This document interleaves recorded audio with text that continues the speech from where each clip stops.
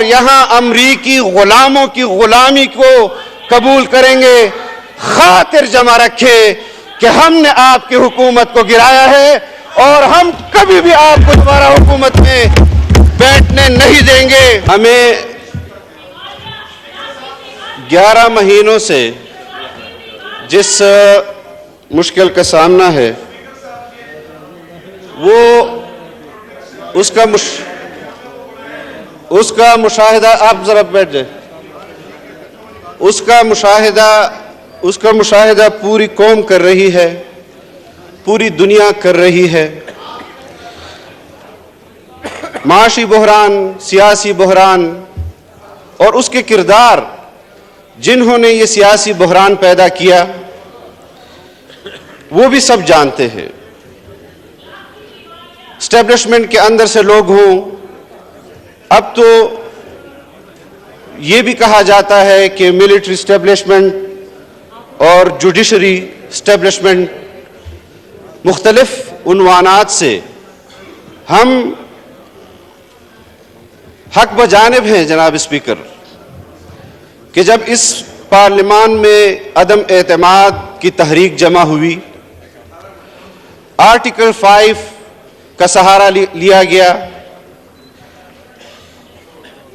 امریکی سازش کا بیانیہ رچایا گیا, پارلیمنٹ کو توڑا گیا, ایڈوائز بھیجی گئی صدر مملکت کو, انہوں نے اس ایڈوائز کو دستخط کیا, لوگ سپریم کورٹ گئے, سپریم کورٹ نے اس پارلیمان کو اس کا حق واپس دلایا. اسی دن چاہیے تھا کہ اسپیکر کے خلاف, وزیر اعظم کے خلاف اور صدر مملکت کے خلاف آرٹیکل 6 لگایا جاتا, کیوں نہیں لگایا گیا؟ اور آج اس جھوٹے بیانیے کو جب وہ ناکام ہوا, پھر کہا گیا جنرل باجوہ نے میری حکومت گرائی, پھر کہا گیا کہ محسن نقوی نے میری حکومت گرائی, اور تمام بیانیے من گھڑت ڈھونگ رچایا گیا قوم کے سامنے. اور جو امریکہ ان کی حکومت گرانا چاہتا تھا, آپ بھی مشاہدہ کر رہے ہیں کہ وہاں پر کمپنیوں کو ہائر کیا جا رہا ہے کہ ہم امریکہ کے لیے قابل قبول ہو جائیں. میں ایسی حکومت پر جس میں امریکہ کی آشیرواد ہو لعنت بھیجتا ہوں کہ مجھے وہ حکومت خیرات میں دی جائے. اور اگر کوئی اپنے لیے امریکہ کی آشیرواد سے حکومت کو جائز اور پسند کرتا ہے تو ان کو ان کی حکومت مبارک. ہم نے کبھی بھی امریکہ کی غلامی کو قبول نہیں کیا, اور یہاں امریکی غلاموں کی غلامی کو قبول کریں گے. خاطر جمع رکھے کہ ہم نے آپ کی حکومت کو گرایا ہے اور ہم کبھی بھی آپ کو دوبارہ حکومت میں بیٹھنے نہیں دیں گے. تم براڈ شرمن کے ٹویٹ اپنے حق میں افادیت اس سے تمہیں نہیں مل سکتی. جو اسرائیل کے حق میں ٹویٹ کرتا ہے وہ تمہارے حق میں ٹویٹ کرتا ہے. تمہیں ظلم خلیل زاد کی کوئی ٹویٹ فائدہ نہیں دے سکتی. جو اسرائیل کے حق میں ٹویٹس کرتا ہے ان کے لیے لابنگ کرتا ہے اور تمہارے لیڈر کے لیے بھی لابنگ کرتا ہے. یہاں اسرائیلی ہم نواؤں کی حکومت کبھی نہیں آئے گی. جو غلطیاں ہوئی ہیں وہ بھی اپنی سزا بھگت رہے ہیں کہ تمہاری حکومت کو لانے میں اپنے کردار کے حوالے سے اس پر بھی معافی مانگ رہے ہیں. اور جو 2-4 لوگ آج بھی آپ کی طرف کر رہے ہیں, جو کبھی کہتے ہیں جناب اسپیکر پنجاب کے اندر عدم اعتماد آتا ہے, کبھی یہ عدلیہ کہتی ہے بڑے احترام کے ساتھ, اور میں چاہتا ہوں کہ یہ پارلیمنٹ جو آئین بناتا ہے وہی آئین کو لکھے گا. آئین کی تشریح کی اجازت سپریم کورٹ اور عدلیہ کو ہے, آئین لکھنے کی اجازت سپریم کورٹ کو نہیں ہے, وہ صرف اس ادارے کو ہے.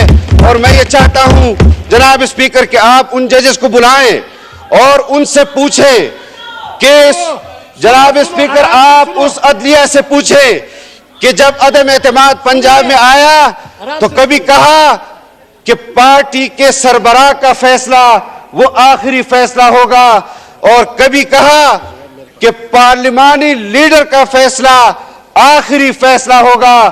جب حمزہ کے بارے میں فیصلہ آیا تو عدلیہ اس کی طرف ہو گئی اور جب پرویز الہی صاحب کے بارے میرے لیے قابل احترام ہے لیکن سیاسی محاذ پر میں آپ کے سامنے وہ نکات رکھوں گا جس پر عوام بحث کر رہی ہے, جس کے پاداش میں آج عوام کنفیوژن کا شکار ہے.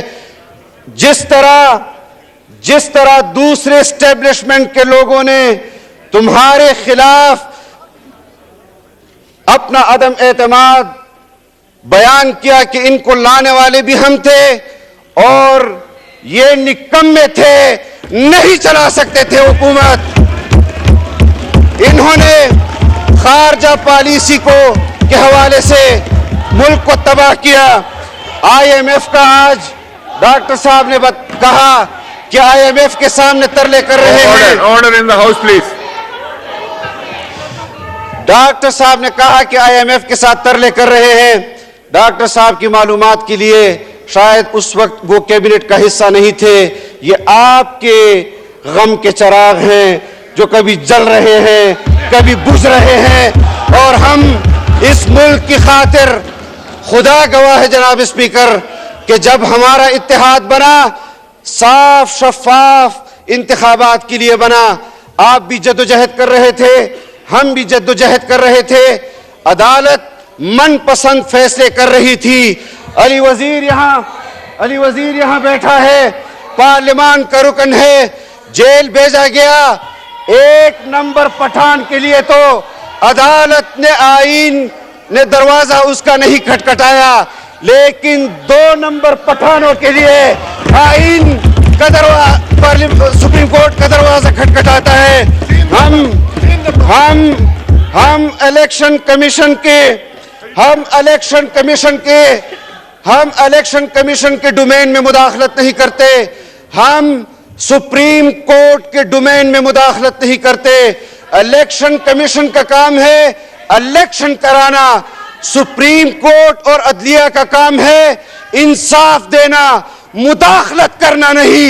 اگر مداخلت ان کے الفاظ سے اس جیسے الفاظ قوم سنے گی جناب اسپیکر. ایک مرتبہ اگر پارلیمان آرمی چیف کو اپنی کمیٹیوں میں طلب کر سکتا ہے تو آپ عدلیہ کی ججز کو بھی طلب کر سکتے ہیں. ان سے آپ پوچھ سکتے ہیں جناب اسپیکر کہ کیوں ملک کو سیاسی بحران میں پیدا کیا.